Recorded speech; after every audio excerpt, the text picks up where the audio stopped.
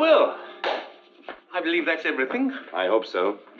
Yes, it's a lengthy business. You must be tired. I'm so excited. I wish we could take the youngster right home with us. When do you think we can expect to get him? Oh, well, Oh, just a minute. I'm afraid I forgot something. I have to sign these. These give us permission to check into every detail of your private life.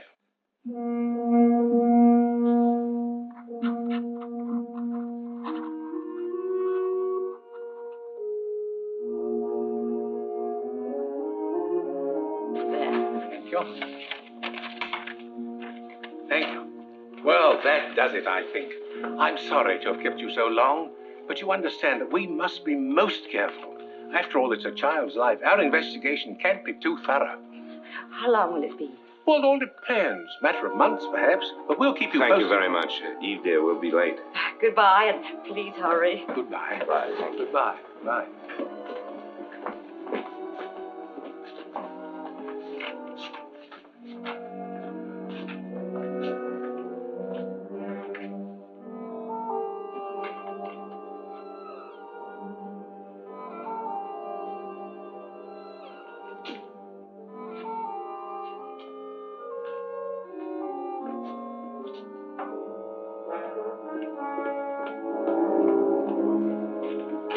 Now can I come in? Oh, yes.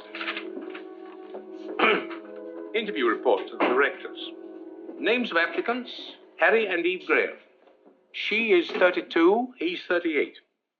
Occupation, traveling salesman for the Sutter Sales Corporation, dealing in electrical appliances.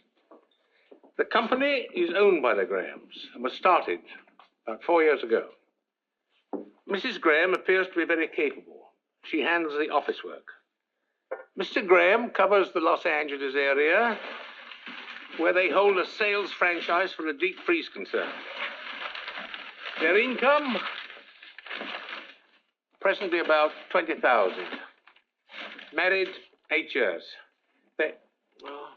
You don't need to wait for me. I'll straighten up. Yeah, I tried that once before. Nearly lost my job. You and your cleaning up. Well, go on. You're not disturbing me one bit. Mrs. Graham is unable to have a family. Her problem is of undetermined origin, but we'll check several physicians who have examined her during the past 8 years.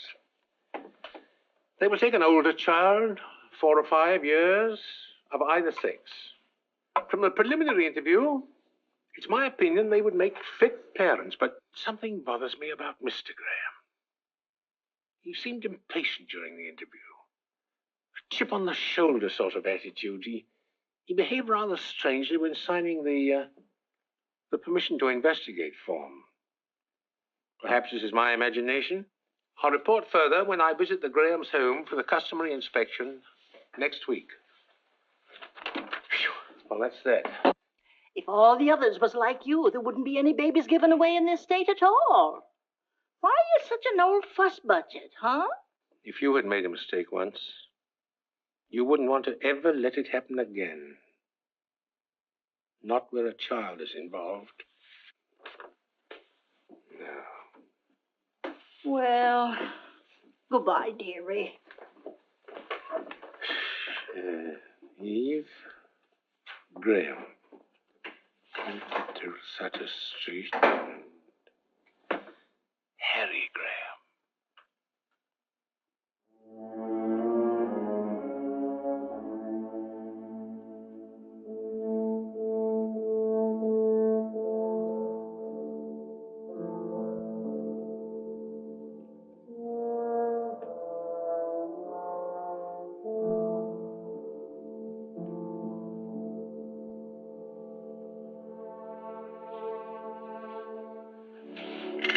Hey.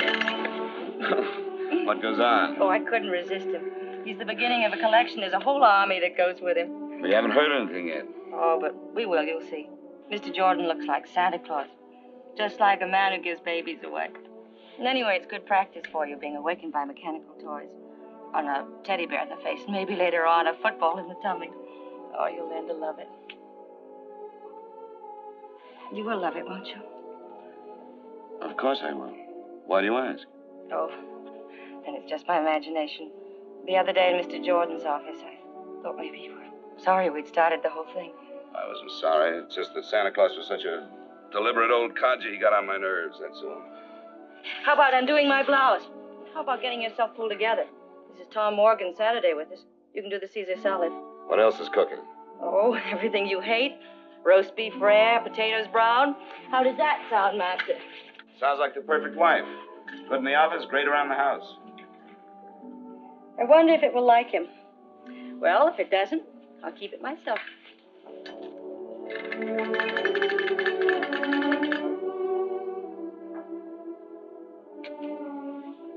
I remember other Saturday afternoons when it was always like this. A long time ago.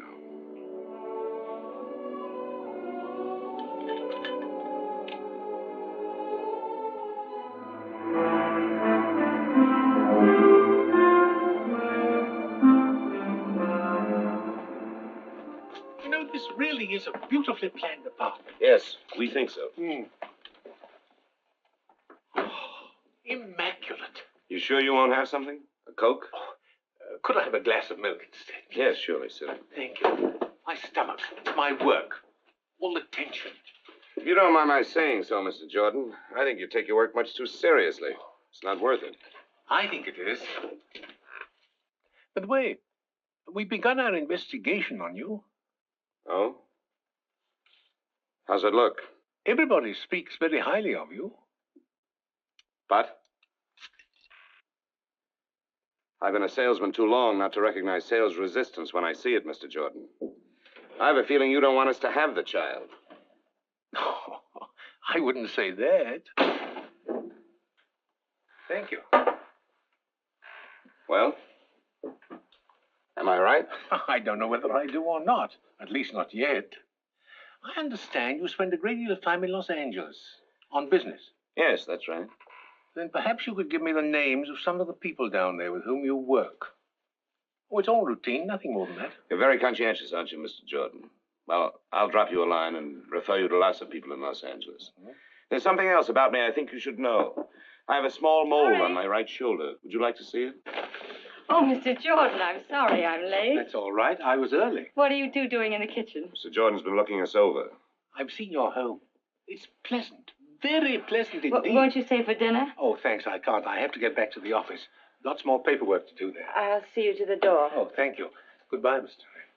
Thank you, Mrs. Graham. Thank you.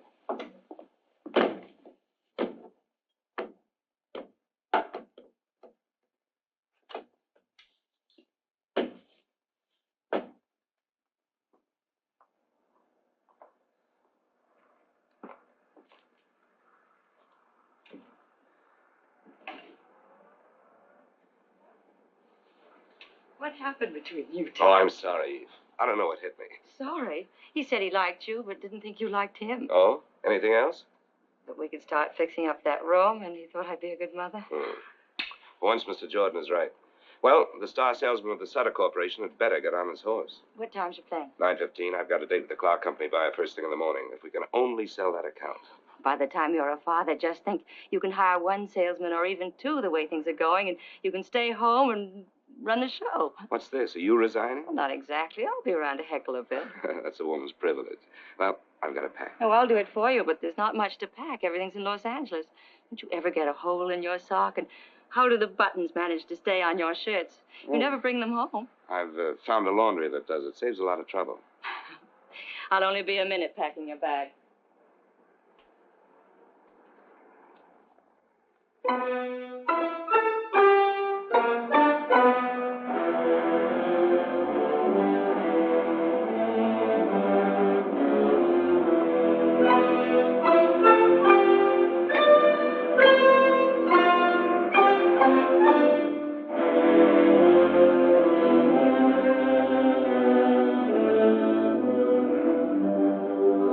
Oh, yes. I know Harry Graham very well. Like him. He handled our product for several years until... Until what? We didn't fire him, if that's what you're getting at. He fired us. Got a better deal. I see. I'd give my shirt to get Graham back. And you can tell him I said so. Thank you.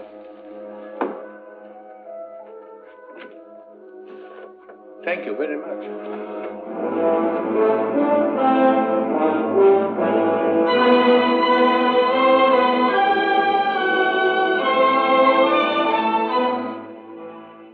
You see, the Grahams wish to adopt a child, and we must have certain information. Well, isn't that nice? They want to adopt a baby. How long has Mr. Graham made his office here? Oh, I guess about 2 years. Where does he live when he's in Los Angeles? I guess he just lives around. Hotels, motels, wherever he can get in. It's cocktail time, honey. Are you with me? Mr. Jordan, this is Roy Esterly. Oh, I'm very pleased to meet you. What line are you in? Mr. Jordan is getting some information on Harry Graham. Oh, Harry's not in any trouble. Mr. Jordan's not a cop. I'll tell you later. Okay, sweetie. You fill him in on Mr. Exclusive, and when you get through, come on back and have a little chat with me, huh? Excuse me, but could I ask you a few questions? Well, sure. Fire away. What do you know of Mr. Graham?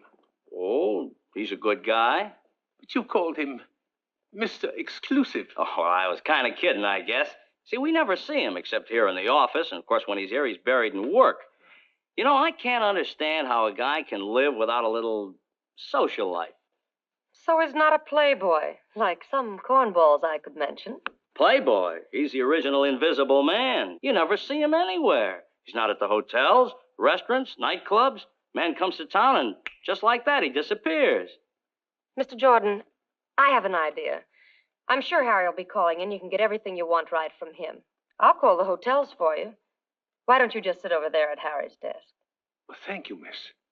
Maybe I should see Mr. Graham after all. Yes, I'll wait. Oh, as long as you're going to all the trouble, would you kindly ask the hotel people when Mr. Graham was last registered? Surely, I could do that. Say, Mr. Jordan, your throat must get pretty dry asking all those questions. How about a little slug? Oh, you're very kind of you, but no thanks. Bob Vance never called, did he? No. That's good, because I don't want to talk to him. Hello? No, he's in Redlands. He'll be back the day after tomorrow. Yes, I'll have him call you.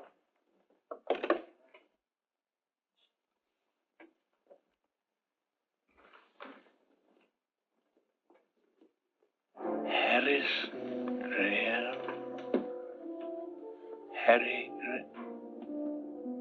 Harrison Graham. Good night.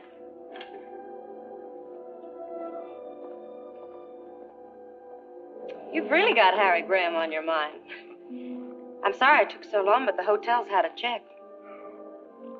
You know, it's funny, but he hasn't registered any of them for months. Several of them remember him. Of course, he could be staying at a rooming house, but that doesn't sound like him. He likes everything nice. You're very kind. I'm sorry for all the trouble. By the way, is Mr. Graham known by any other name than Harry? No, his name is Harry.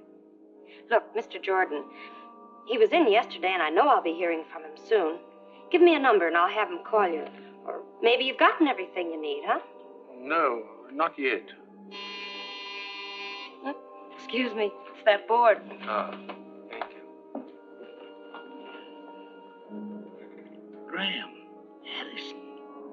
Harrison Graham. 132 Brinkman.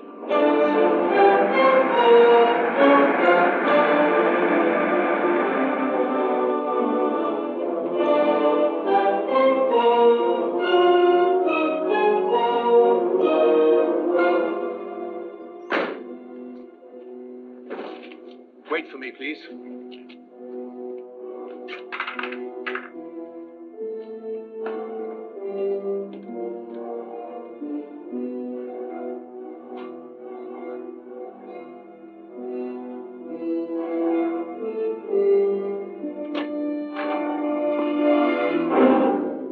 Good evening. Hello. Aren't you a little off your beat? Well, I was coming to Los Angeles anyway for a meeting tomorrow. I'm reading a paper at a welfare convention. Oh, how nice. So while I was here, I've been doing a little checking up on you. Tell me, why are you listed in the telephone book under Harrison Graham? Harrison Graham's my real name. Oh, you changed it? Some time ago. I thought it sounded a little formal, if you know what I mean. Yeah, but in San Francisco, you're listed as Harry. The phone company got it mixed up. Look, I'm dead on my feet. I just got home from work a couple of hours ago. Suppose we meet for lunch tomorrow. Maybe we can learn to get along. Well, I'm busy tomorrow, but I'm sorry I bothered you. But after all, it is my job. I understand. Yeah. Good night. Good night.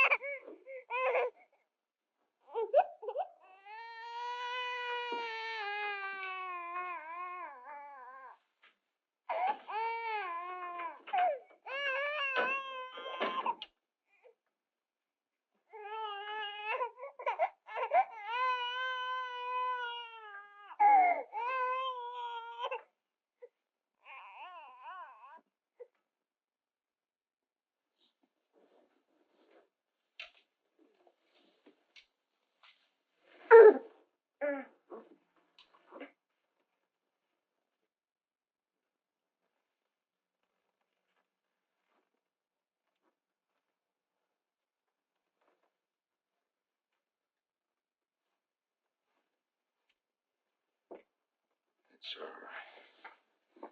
All right.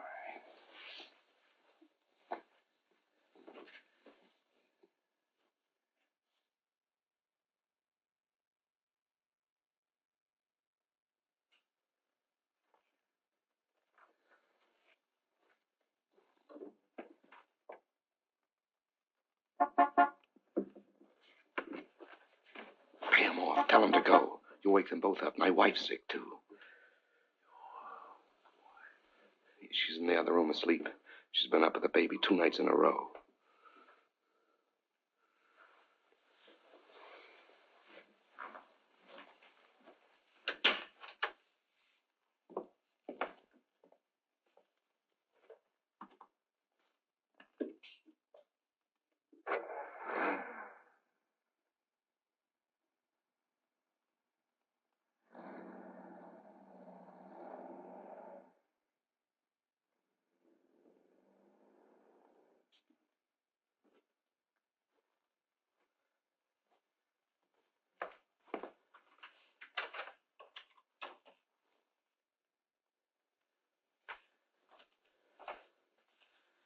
How long has this double life of yours been going on?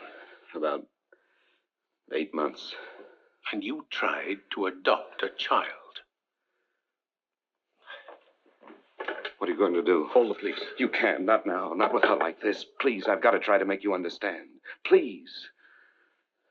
I can't believe it. I can't. How could a man like you, successful, admired, get into a position as vile as this? How? I don't know. I don't know how. Loneliness, I guess. Have you ever spent half your life living in hotel rooms, eating in restaurants with only a newspaper for company, walking the streets, looking for a movie you haven't seen?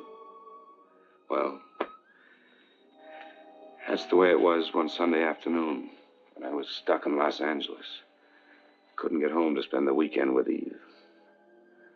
I called her, but we didn't talk about us. She was in one of her executive moods, career woman. You've never seen her that way. She's different now.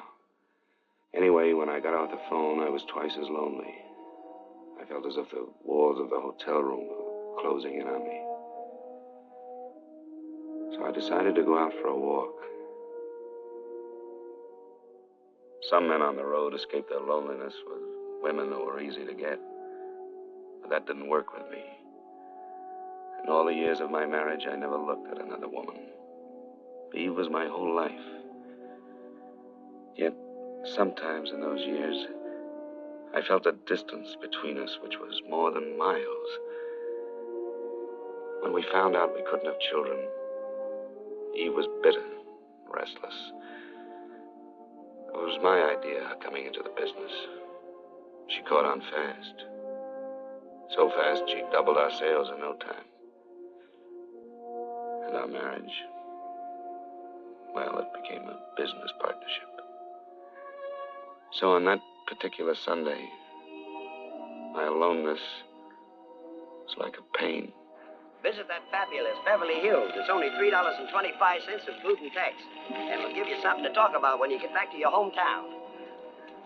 Hey, folks, the tour is just about ready to leave. See the homes of all of Hollywood's greatest movie stars. Visit that fabulous Beverly Hills. It's only $3.25 including tax. And it'll give you something to talk about when you get back to your hometown. I liked movies, though I really didn't care where Clark Gable lived. But here were people going someplace, and I went along with them. Hey, folks. Ladies and gentlemen, this is glamorous Beverly Hills. Here are the most beautiful homes in the world, where your favorite stars of screen live and play.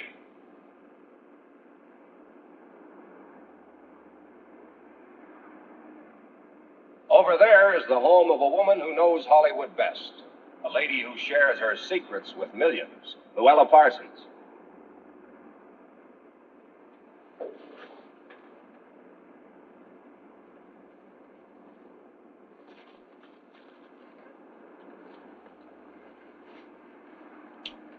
Thanks. Here we are. On your right is the home of that shy and modest man, Harvey's friend and yours, Jimmy Stewart. Now take a look on your left, and you'll see the home of that funny, funny man, Jack the Miser Benny.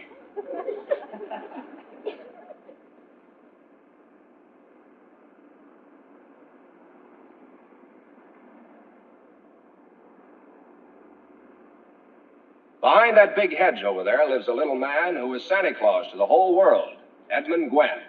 Remember Miracle on 34th Street? Oh, that was a wonderful picture. Did you see it? You missed something. I'd like to know where my favorite mule, Francis, lives. What's that? Oh, excuse me. That's all right. Haven't you any interest in how the other half lives? No, not particularly. I'm just crazy about bus rides. Gives me a chance to get off my feet. And here is a home of a man who's good with the jokes and a genius at the piano, Oscar Levant. Oh, I heard him play a Gershwin concert once. He was just great. What is this? The story of your life?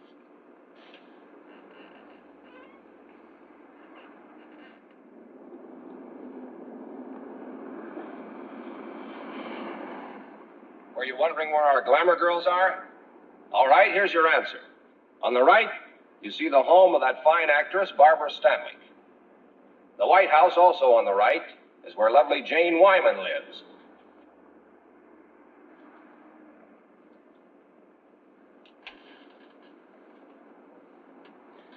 You know, you just like me for my lighter, that's all. I could give up smoking. Thanks. Don't mention it. If this is a sample of your work, you're not very good at pickups. I know. I haven't had very much experience at it. This is the first time I ever tried to pick up a girl. Oh, gee, that's too bad. I should be better at it. How's that? Well, I'm one of those terrible fellas that frightens the farmer's daughter, you know. I'm a traveling salesman, only a kind of backwards one. Yeah, you could use a few tips, like, I'm sad and lonely, just want someone to talk to. Don't know any nice girls in this great big town. How about a few laughs? You know, I wanted to say all those things to you just now, only on the level. Thanks, Coach. Do you mind if I sit here? Well, there's not much I can do about it. You're here. You know something? I was a farmer's daughter once. Really? Yeah. I don't know what it is, but you don't scare me at all.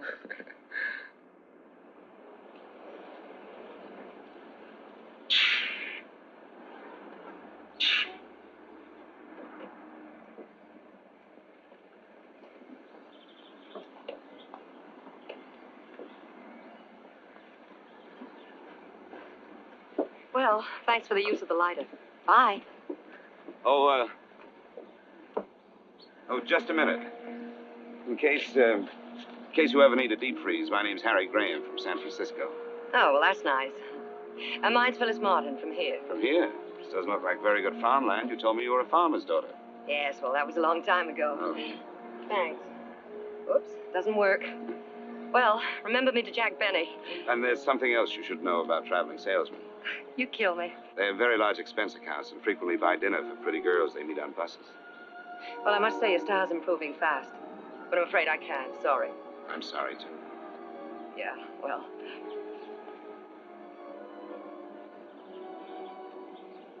Do you like Chinese cooking? Sure. Why? Have you changed your mind? I know a place that has the greatest water chestnuts in town. If you can stand water chestnuts. I'm mad about them. Let's go. All right.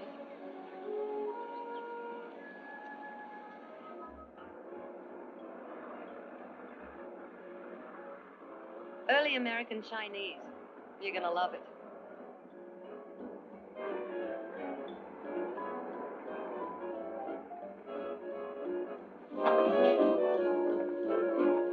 Cozy little place, isn't it? Do we have to eat here? Oh, yes, it's a must. Now, why don't you relax and I'll be back in a few minutes, huh? Hi, Sam. Good evening, Miss Martin. Good evening, sir. Will you take care of the gentleman for me? Right this way, sir. I'll have a drink at the bar while I'm waiting for the lady. Good.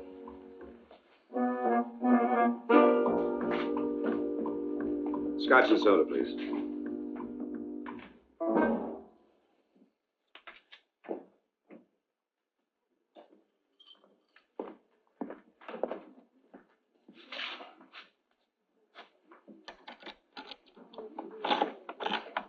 Here you are, sir. Oh, thank you.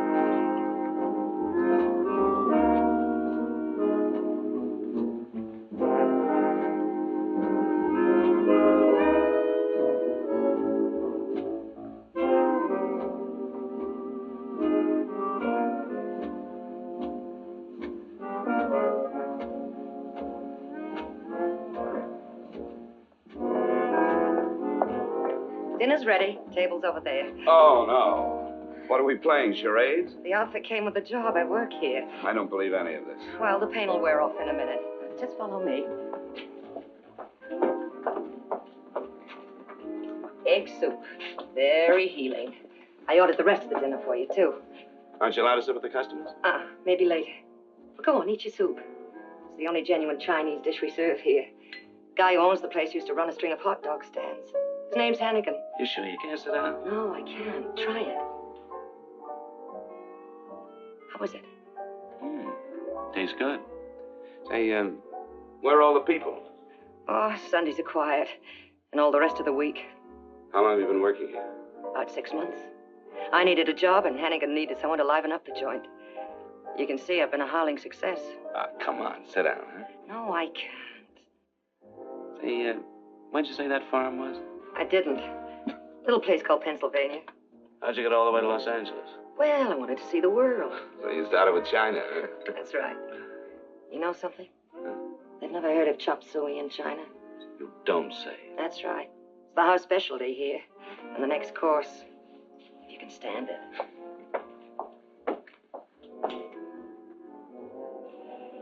This isn't as nice as Barbara Stanwyck's, but it's closer to my work. Here, let me. Oh, thanks.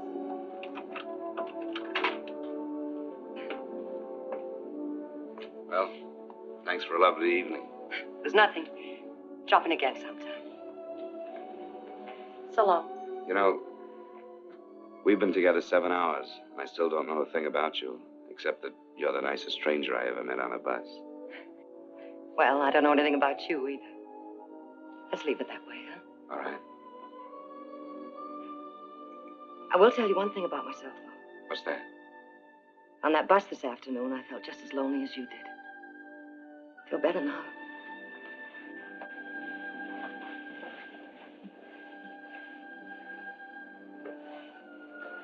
I guess all traveling salesmen aren't alike, huh? Some of us are quite harmless. Yeah, you're kind of special. Good night. I never expected to see Phyllis again. But I knew I'd remember this day, when two strangers helped each other through a lonely Sunday. I felt good again, not very sleepy. We're ready with your call to San Francisco. Yes, thank you, operator. Eve? My, 2 calls in one day. Well, never mind, darling. This is deductible business. Monkey business. I cheated on you today. I thought you should be the first to know. Haven't you heard? The wife is always the last to know. I'm serious. A beautiful brunette, all curves and soft shoulders. How wonderful. I hope you'll be very happy together. What kind of talk is that? Aren't you even jealous? You won't spoil my sleep one bit. You're mighty sure of me, aren't you? Very sure of you, my darling. She wasn't really beautiful, just nice. Kind of a funny little mouse. Don't you want to know how I made out? Oh, I forgot. I heard that Duff's may open 3 more retail outlets in Los Angeles County. Got a pencil handy? Better write down this name and address. Are you listening? Here it is. He's the merchandise manager. Yes, I'm listening, Eve. I've got it. I wish you were here with me right now. I didn't even touch her. Touch who? You know, the funny little mouse. What a shame. Better luck next time. Harry, I got a special delivery from Mother today. Oh? What's the news? Her father's quite ill. Nothing serious, I suppose, but I'm a little worried. I wouldn't worry, darling. I'm sure he'll be all right. Eve, I've got to make the rounds. I'll call you in a couple of days. Good night. Night.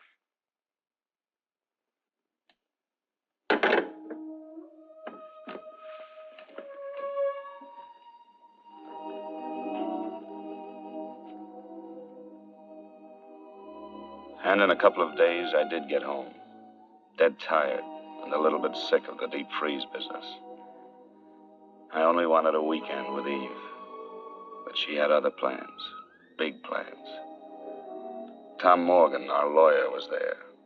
Carl Forbes. He was a buyer for the Redmond chain. I'd never been able to sell him. Then Eve decided she'd try the woman's touch. Why did you ever send your wife in to sell me? She packs quite a punch. Hadn't you heard? Eve's the brains, I'm the brawn. Oh, don't listen to him. I'm just Harry's little secretary trying to get along.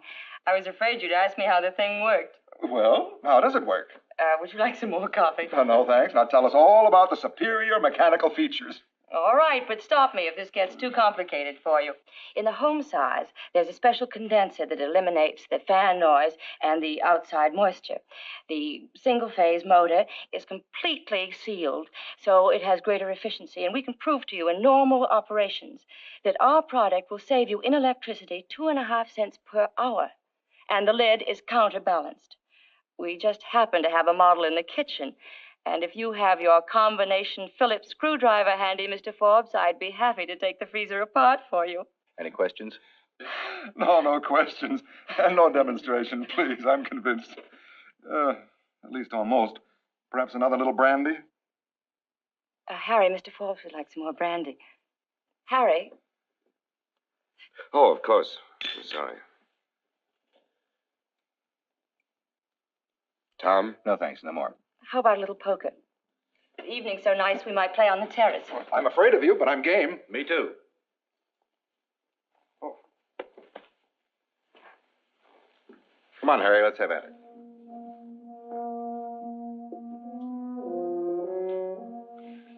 You know, I think we're really on our way. I'm sure we got Forbes. It's the power of a woman for you. Oh, I'm so happy. I'm so sleepy. Good night, Don. Eve, I just figured something out. In the last month, we've been together 6 days and 14 hours, not counting when we're asleep. Doesn't make any sense. Did you hear me? 6 days, 14 hours.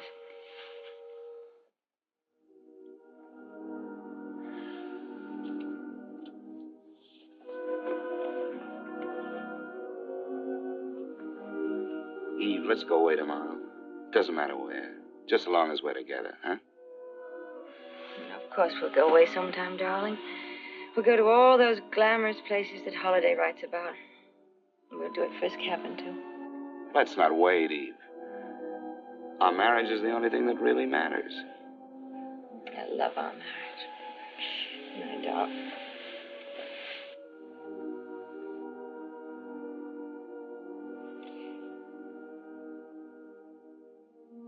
So I hit the road again. When I got back to Los Angeles, I found myself dropping into the Canton Cafe. 1 tea coming up, rice cakes, and your fortune free. Shall we go? The decorations are terrible, but the service is great. Oh, come on, sit down, huh? Just for once. You want me to lose my job? Oh. What does it say? You will travel far. Well, that's right in the button for a traveling salesman. Here's another one. Uh-huh. Money and fortune await you. That's better. And the last one. Uh-huh. Dance and the world dances with you. Wow. Things are warming up. Do you like to dance? I don't know. It's been a long time. Well, do you want to take a chance with me? All right. When you finish tonight, where'll we go? Oh, why don't we stay here? It's so romantic. You're a little character. Miss Martin, over there. Sorry. See you later. That night we danced. There were other evenings with Phyllis, too. We asked nothing of each other. I had never kissed her, never touched her. Just being together was enough. But all the time, I suppose we were fooling ourselves. Ready? Good night, Sam. Good night. Good night. Thanks.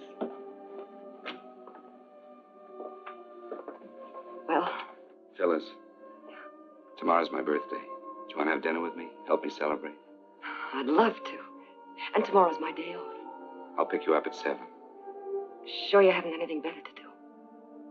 I'm sure. Okay. Phyllis.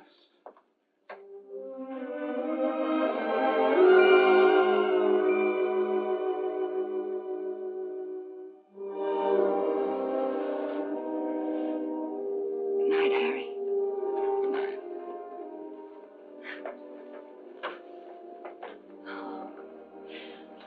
See you tomorrow then, huh? At 7.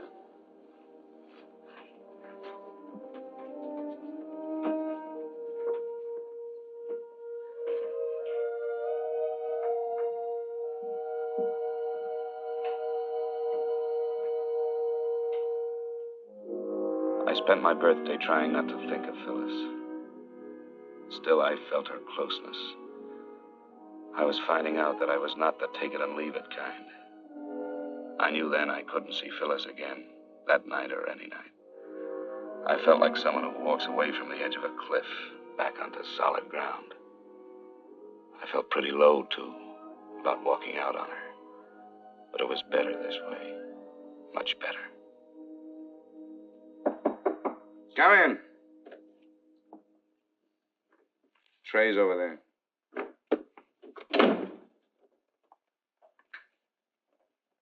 Not much of a way to spend your birthday. Phyllis, didn't you get my message? Well, sure I got it. That's why I came over. I was worried. What's wrong? Nothing serious. I think I'll live. Just a headache I couldn't shake. Yeah? Feels better. Lots better. Oh, I brought you a birthday present. It's nothing much. Just a Cadillac. Well, don't you want to open it? Sure, I'll open it. It's flashy, but I thought you'd like it. Smells good. I do like it. Thank you, Phyllis. Well, I may as well put a gift to work. Just close your eyes now. We'll take that headache away.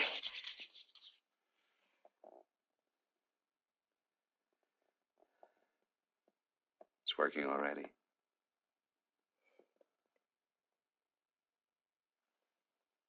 Any happy returns?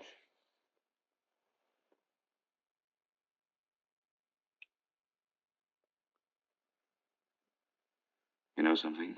The headache's all gone. We're going to have that dinner after all. Oh, no, we're not going anywhere. You're going to take it easy. Lady, you have healing powers that are miraculous. I can already hear a soft piano, champagne corks popping, and I know just the place we're going to. We're going to Acapulco. You're crazy. Yes, and I need a shave, too. look, I'll go home and get into something slinky, then pick me up in 15 minutes, huh? All right. I'll get into something real uncomfortable. You kill me. See you.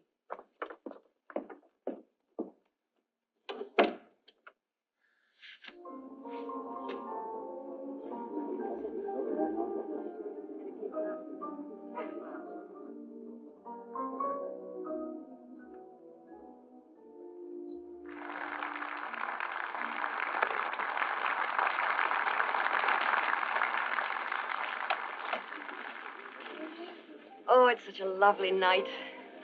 This is going to be even better than the last part. I'm glad your birthday only comes once a year. This once was worth it. Acapulco. You know, I never thought I'd make it.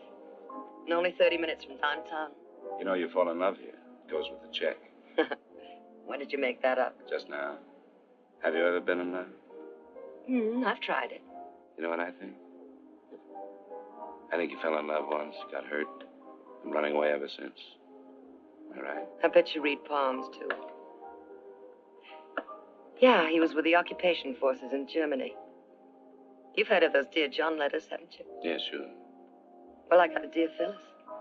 Seems I lost out to a little Fräulein. I guess all men are no good, huh? Oh, I don't know. I think there are one or two nice ones left in circulation. He's looking at you, Phyllis.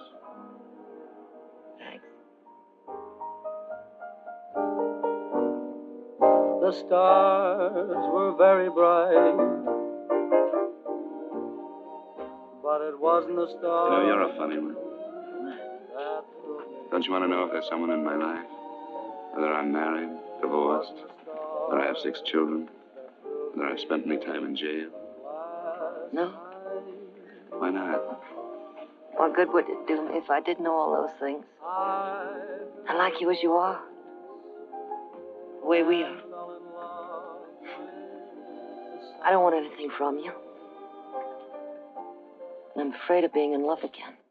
I touched your hand, the spell you cast was a magic thing.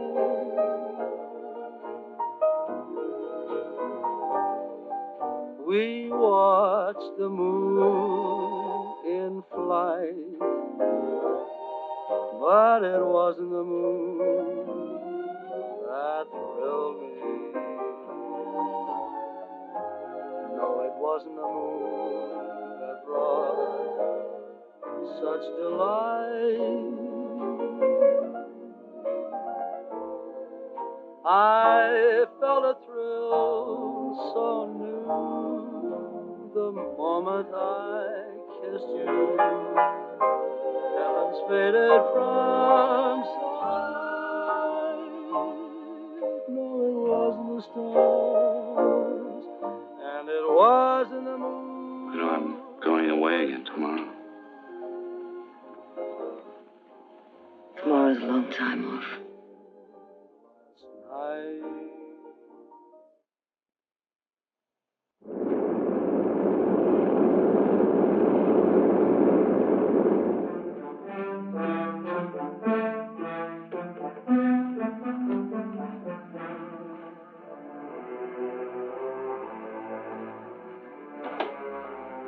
Eve? Eve?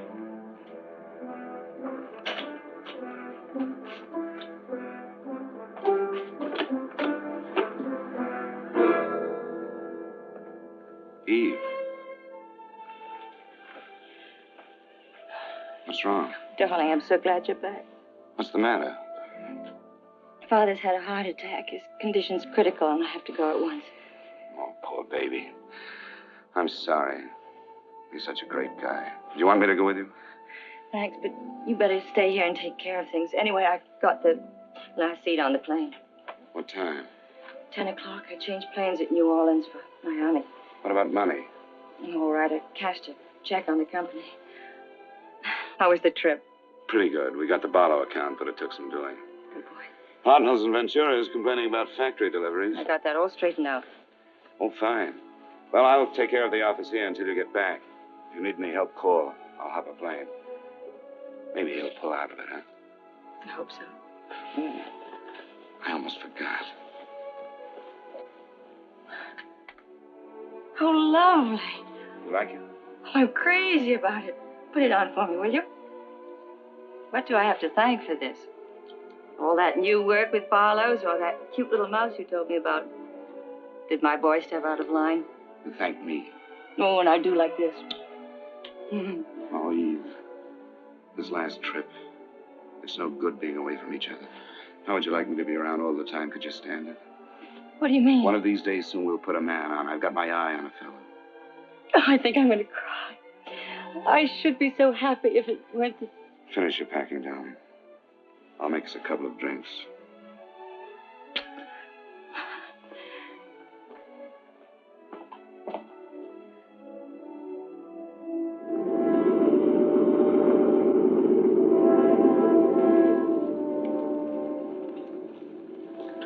I've been thinking about something. What was that? About your being here with me all the time. I didn't realize home meant that much to you.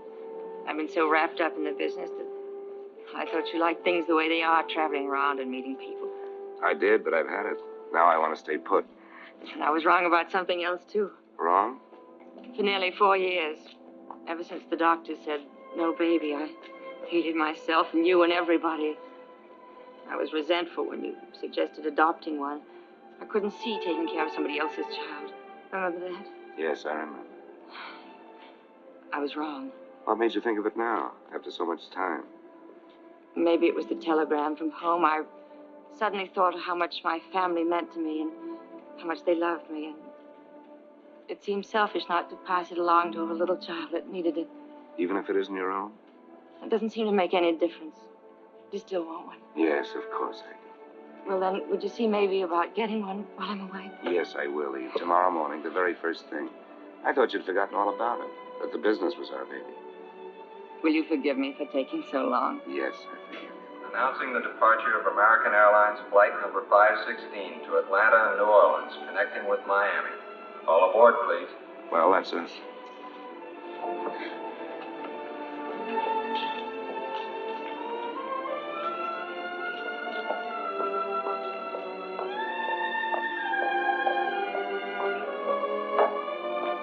So that's how I first crossed your path, Mr. Jordan. I called you on the phone, wanting to know how to start. We wanted a little boy or a little girl. Didn't make any difference which. And we wanted it faster than any child had ever been adopted before. But you told me it wasn't as easy as all that. And how right you were. Yes. You wanted a ride, roughshod, over all our rules. Now, what changed you? What happened after that? I stayed close to the business, except for 3 flying trips to Florida. You see, Eve's father had improved, but it took a lot out of her mother. She collapsed. Went on month after month. There was nothing Eve could do except stay there. It had been over 3 months since I'd seen any of our accounts. And the business showed it. I had to make the rounds. I did my work. I didn't see anybody but the customers in Los Angeles. Of course, I thought of Phyllis. I wanted to see her. But not the way I saw her the last time.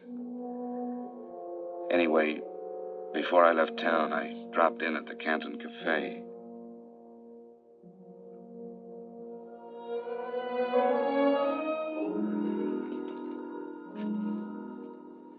Hi, Sam. Hello, Mr. Crane. We miss you. Thanks, Sam. Miss Martin here? Phyllis? No, she doesn't work anymore. When did she leave? About a month ago, maybe a little more. Was anything wrong? She said she wasn't well. She was going away. Where? She didn't say. Will you have dinner here tonight, Mr. Graham? No. No, thank you. Thanks, Sam.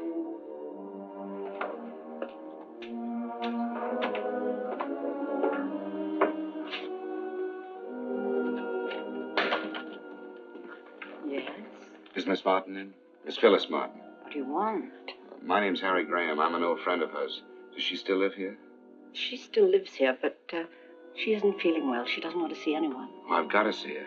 You remember me, don't you, Mr. Graham? I've spoken to you on the phone several times. Oh, yeah. Yes, I remember. Come in. Thank you. I think she needs you. Her room's right up there, first on the left.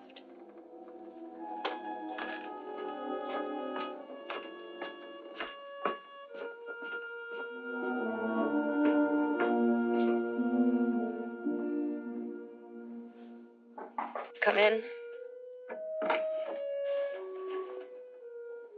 Harry.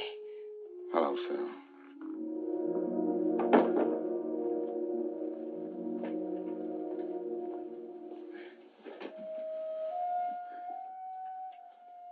What's the trouble? Nothing. It's good to see you again. I just got back from San Francisco. I've been working there for the last few months.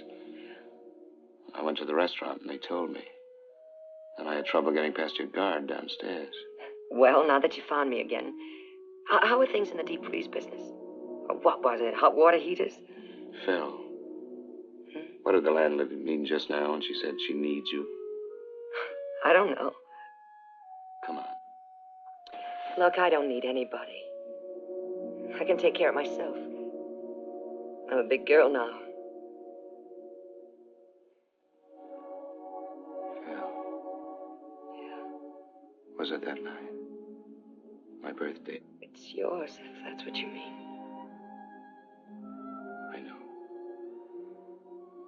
Harry, you don't have to do anything about it. But I want to do something about it. No, I don't trap my men this way. You're free just as you always were. Why didn't you want to see me? What were you afraid of? I don't know. I guess maybe I was afraid you wouldn't want me to have it. I don't think I could stand that. You see, I never had anything of my own until now. Don't be afraid. Of course I want you to have the baby. I'll take care of everything. Don't worry. Look, I've got some things to do. You stay here and rest a while. I'll be back later. Good. And Phil,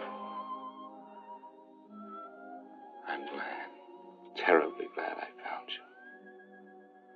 So am I. Go on.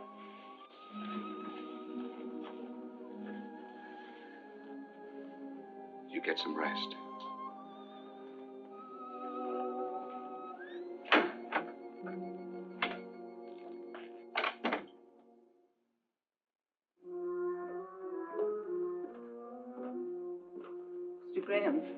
Mr. Graham, this is Dr. Wallace.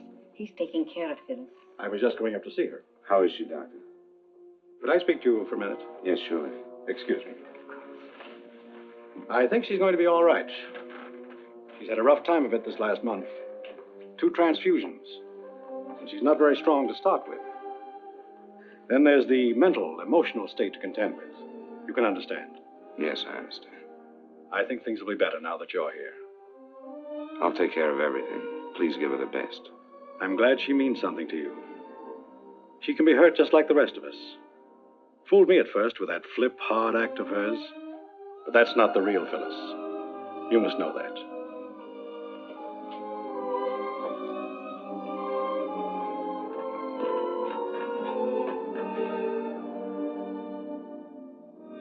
How can a man call a woman his wife for 8 years? Someone whom you love, who loves you. How can you call her and tell her that you must have a divorce? Worse than that, you've been unfaithful. You're going to be a father. How can you hurt someone so much?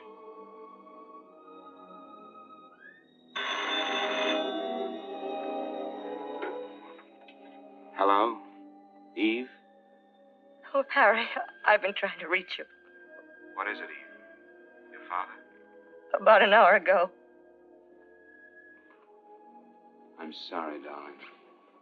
I'm sorry. I'll have to stay with Mother a while, and then I'll come home to you. Can you hear me? Yes, of course I can hear you. Are you all right, Harry? Yes, of course I'm all right, Eve. Give your mother my love and take care of yourself. Bye. Goodbye.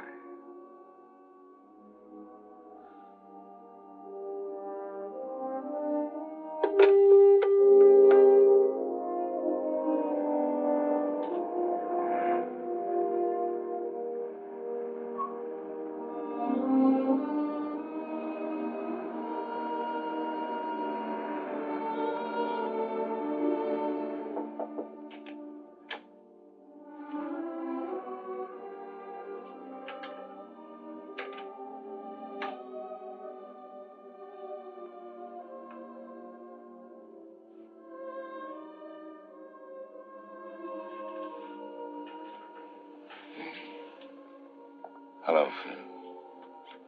Oh. I forgot to ask you something. Yeah, what was that? Will you marry me? No. Not this way. I'm not asking you. I'm asking you.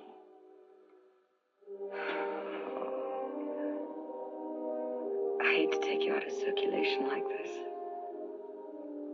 There must be a waiting line. There's nothing like that. And no one like you. Are you sure you want me? I'm sure. I do love you, Harry. And I'm so glad I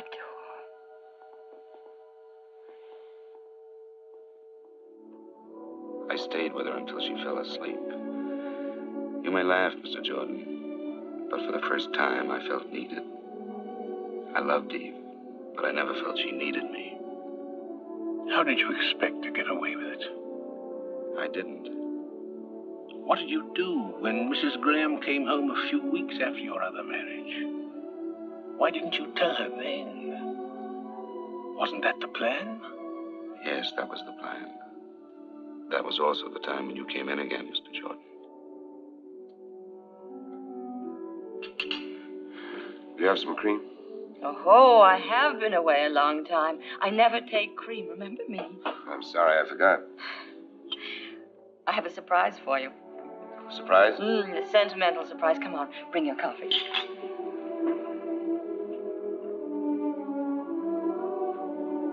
Eve, there's some things we've got to talk about. Father wanted you to have this watch. It was grandfather's, and then when Father and Mother married, it was a wedding gift to the groom. Grandfather said that having a watch and chain made a man feel more like a man, sort of like a mustache cuff, I suppose. I wish I could have thanked him for it. Well, he told me to tell you to take very good care of it because it should be passed down to our son. He said it was a lucky watch and should be kept in circulation. Our son, I'm glad he didn't know how I let you down. You haven't let me down. You couldn't. Yes, I did. When I learned I couldn't have a child. And that's when I became the little efficient white-collared girl. I forgot some things. You didn't forget. Maybe I became the absentee husband. Wanted to show the business world we were smarter than the rest. And we did show them. Listen, Eve. Come on. I've got another nice surprise for you.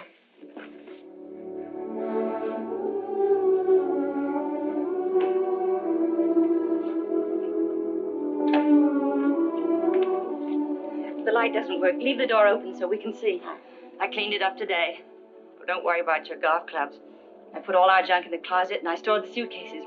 Oh, I think it's going to be very nice when we get it fixed up. Go a little slower, Eve. I'm not with you. Remember Mr. Jordan? Mr. Jordan. When I left for Florida, you said you'd look into the adoption business, and you told me about Mr. Jordan. Oh, yes. Now I remember. I spoke to him on the phone. What about it? Well, that's a surprise. I called him this morning. He said he wanted to see us both, but he thought he could help us. Of course, it may be a while. Well, so you decided to go ahead and fix the place up? Well, I know it was impulsive, but I couldn't wait. I thought we'd put the bed here, and the chest of drawers over here, and one of those little rubber tubs in case he's too small to use ours. Like it? You still do want a child, don't you? Is adopting a baby terribly important to you? Oh, yes. More important than I ever knew before. except for you, would mean everything to me. All right, then. I guess we'll go see Mr. Jordan.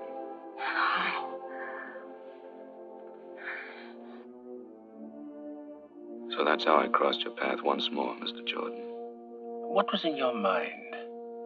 Did you think you could live this life for a lifetime? Well, when I realized how much a child meant to Eve, I decided to help her by staying married until the baby became legally ours. Then I'd get out of her life. I must say, that was both a gallant and a foolish scheme.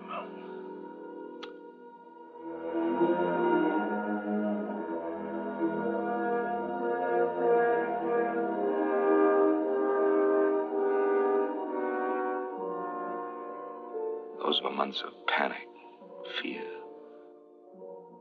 Like the night my son was born prematurely, just as the doctor predicted.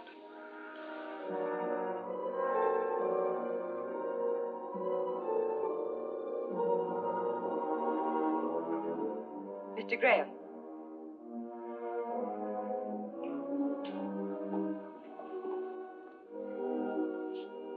Mr. Graham, you have a little boy.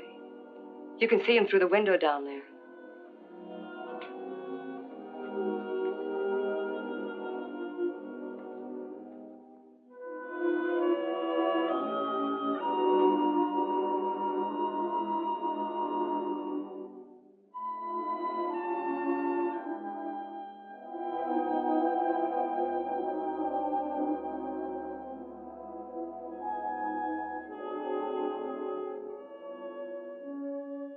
The axe began to fall one day, not so long ago, when I'd just gotten in from San Bernardino.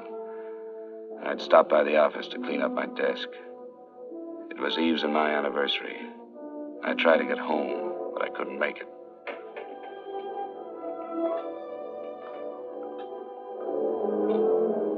Is there a man in this joint that's been married 8 years?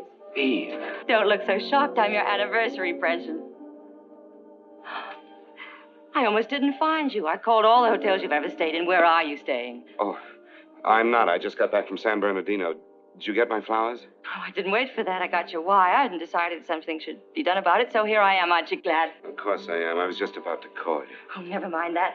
How about closing up the store and buying me a dinner? You bet I will. As a matter of fact, we're doing so well, I'll put it on the expense account. Let's get started on our 9th year.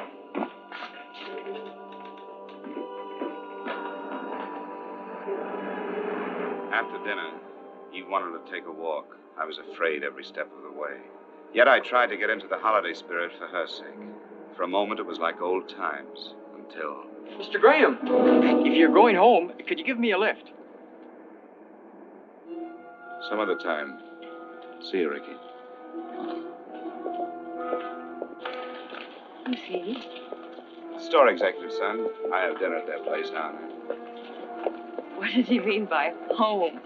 Oh, the Chapin Park Hotel.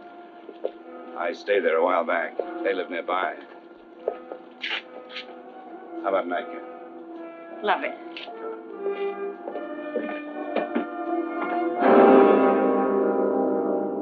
After I put Eve on the plane for San Francisco, I came home to Phyllis and more of my insane double life.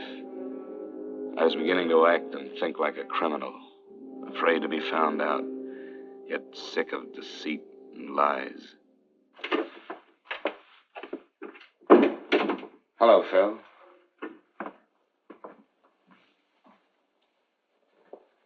Danny asleep? That's right. All right, Phil, out with it. Surprised you came back. What do you mean? Let it go. No, Phil. I won't let it go. I want you to tell me. All right. You must know I'm feeling a little cheap, that's all. Ricky. Worse than that, Ricky's mother. Oh, she couldn't wait to phone me all the grisly details. Made a wonderful story out of it. You know, just like the Sunday papers. Husband supposed to be out of town. Secretly meets another woman. Secretly. He might have done a neater job of it, Harry. Yes. Yes, you're right. Getting awfully excited over one, aren't I? There must have been others. No, no others. Well, that's a comfort. I'm behaving like a fool. After all, I dragged you into this marriage. Stop it. Don't say that. It's not true, and you know it. Leave me alone, will you? Listen to me. There's something I've got to tell you. Please. Just leave me alone. Phil, you must listen. Harry, get out, will you? Phil. Get out.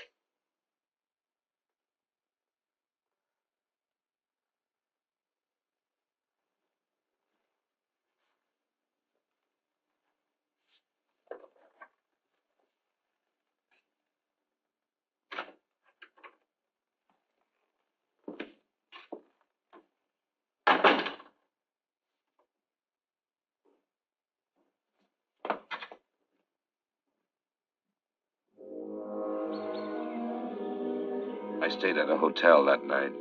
Made a date to see Phyllis the next day. There were things we had to talk about. She said she'd meet me in the park near the house. It's hard to explain my thoughts as I sat there. I had my way out. Now I could put an end to this nightmare. I loved Phyllis and her child. I didn't want to lose them. And I hated to bring them pain.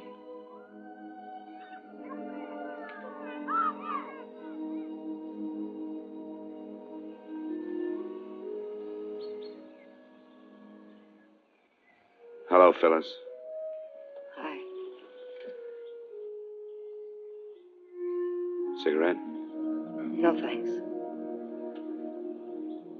How's Danny? He's fine. I had Miss Higgins come over and sit with him. Look tired. Yeah? Well, I didn't sleep too well last night. Neither did I. What did you want to talk about, Harry? I've been thinking I could manage $85 a week. Can you and Danny make it? Sure. You can get the divorce and all that. I'll pay for everything. I'm sorry it had to happen this way. I never meant to hurt you. I'll come around later and get my things. Okay, anytime.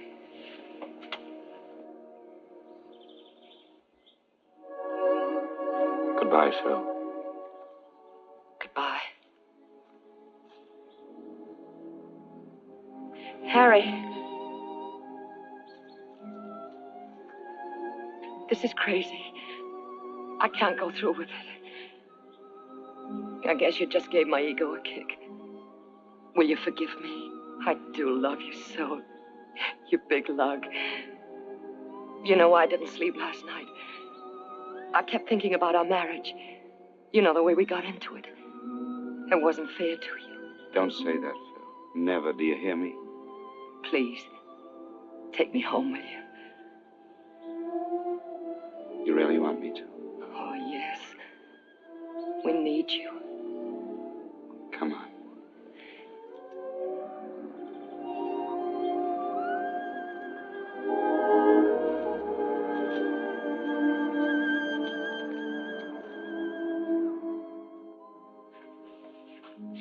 So you had your out and couldn't take it.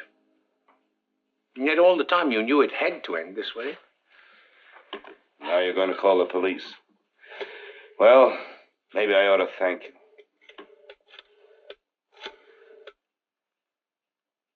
I'd like a taxi at 132 Brinkman Street, please.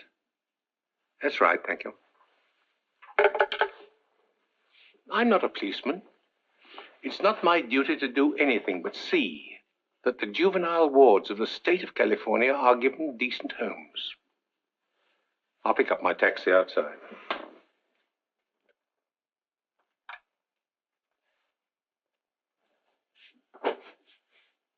I can't figure out my feelings toward you. I despise you, and I pity you. I don't even want to shake your hand, and yet I almost wish you luck.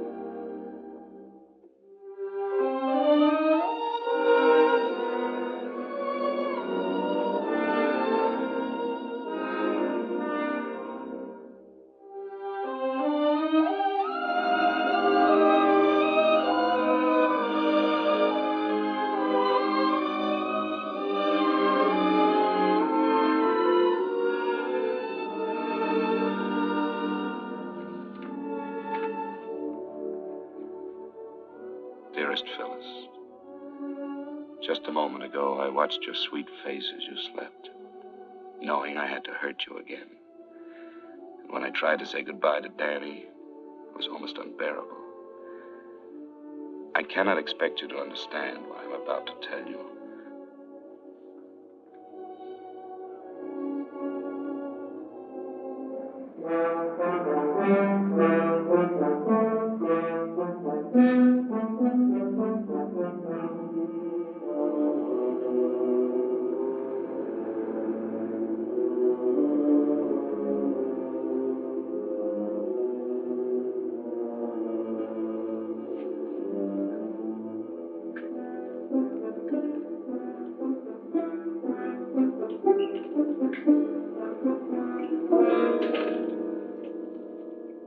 Darling, how wonderful you're here. Why didn't you tell me? I couldn't. I have to go away. Go away? Where? I can't explain now. There isn't time. There isn't time. What do you mean? Tell me. I wanted to tell you. That's why I came back. But now there are people waiting for me downstairs. People, what are you saying? All I can do is pray that one day you'll forgive me. Try to remember one thing. I love you. I've always loved you. But you can't go away like this. Oh, I love you too. Dearest, it's the only way. Tom Morgan will call you. He knows all about it. Harry.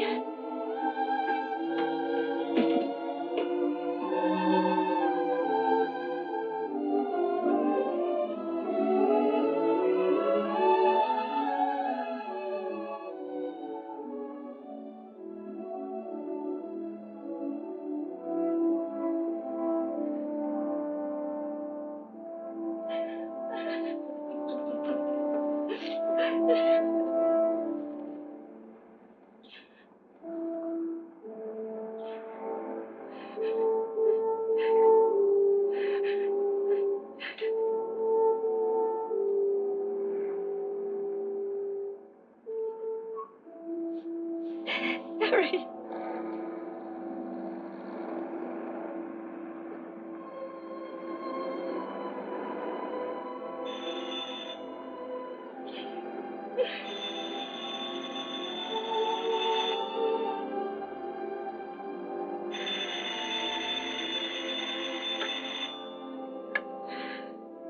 Hello? Yes, Tom. Tell me now. I hate to tell you this, Ian, but I have to. Harry's been married almost for a while. He has a baby. Got in town a couple of hours ago. It's like police had to go see the profession. After that, he called me to the outside.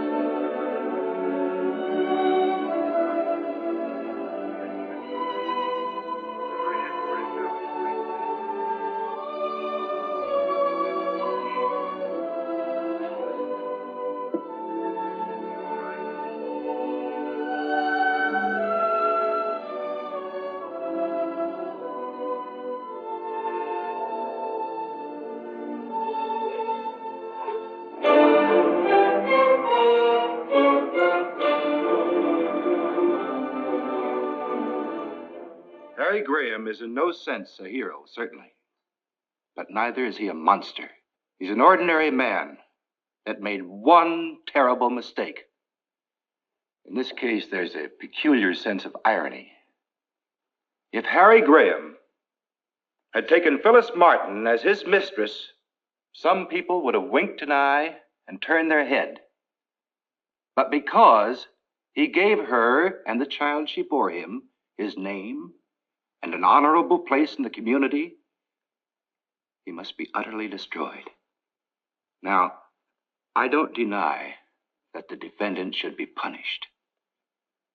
But I do believe that in this case, punishment might well be tempered with mercy. Thank you.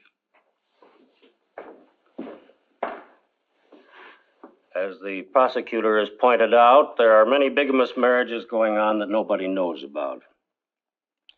The prosecutor is also quite correct in observing that this is a condition which strikes at the very roots of our society. Please stop it. I'm guilty. Why go on talking about it? As the counsel for the defense has brought out, there's irony in this case, tragic irony. I suspect that the defendant may have even loved both these women.